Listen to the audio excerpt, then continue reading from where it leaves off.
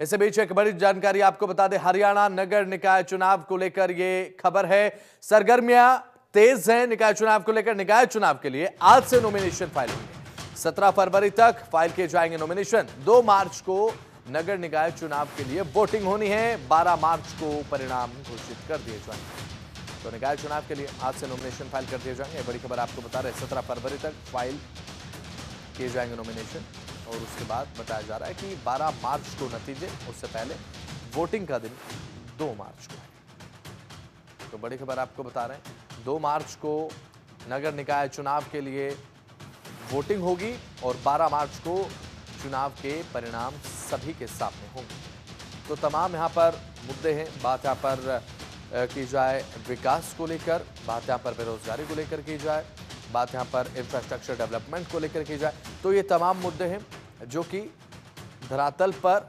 काम करते हैं। निकाय चुनाव में जब निकाय चुनाव होते हैं तो बड़ी बारीकी से जो क्षेत्रीय मुद्दे हैं उन्हें समझा जाता है और पूरे तरीके से ये जो निकाय चुनाव है क्षेत्रीय मुद्दों पर आधारित है। अलग अलग जगह के हिसाब से, अलग अलग भूगोलिक स्थिति के हिसाब से अलग अलग जगह के अलग अलग मुद्दे होते हैं। बात यहाँ पर हरियाणा की करें, हरियाणा निकाय चुनाव में बात अगर की जाए मुद्दों की, तो सबसे बड़ा मुद्दा बात यहाँ पर विकास को लेकर कर ली जाए और साथ ही किसानों को लेकर क्या कदम उठाए गए।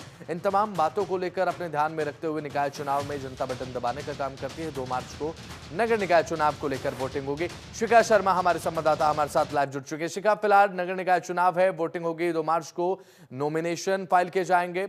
अब उसके बाद 12 मार्च को परिणाम। क्या कुछ ताजा अपडेट है निकाय चुनाव को लेकर? कौन कौन से मुद्दे हैं, किस तरीके से सरगर्मियां हैं, पूरी जानकारी।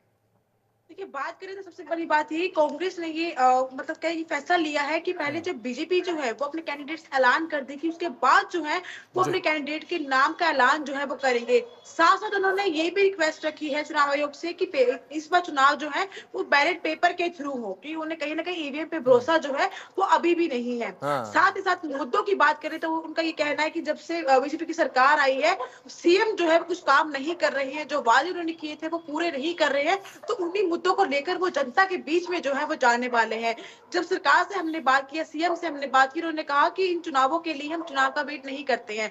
हम विधानसभा के चुनाव जीते, हम लोकसभा की तैयारी में लगे थे, हम लोकसभा जीते, विधानसभा में लग गए और जैसे ही हमें पता लगा कि चुनाव आने वाले हैं तो हम लगातार जनता के बीच में जा रहे हैं। और वही मुद्दे की जिस तरह से कांग्रेस में मतभेद चल रहे हैं, वो एक नेता बिल्कुल। विपक्ष नहीं चुन पा रहे हैं, तो इन्हीं मुद्दों को लेकर वो लगातार जो है वो जनता के बीच में जाने वाले हैं।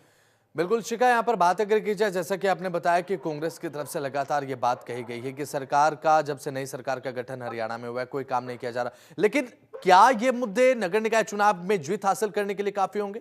क्योंकि अभी कुछ ही समय गठन को हुआ है सरकार को, अब इतनी जल्दी विकास की अपेक्षा करना तो कांग्रेस की एक बड़ी भूल रहेगी हरियाणा में निकाय चुनाव को फतेह करने को लेकर बात की जाए। शिखा, विपक्ष का ये कहना है कि इससे पहले 2 टर्म पूरे कर चुके हैं, तीसरे टर्म शुरू हो रही है। नायब सरकार की ये बेशक पहली सरकार हो, पर उससे पहले बीजेपी की सरकार लगातार चल रही आ रही थी, मुद्दे जो है नहीं ठीक है। हुआ है।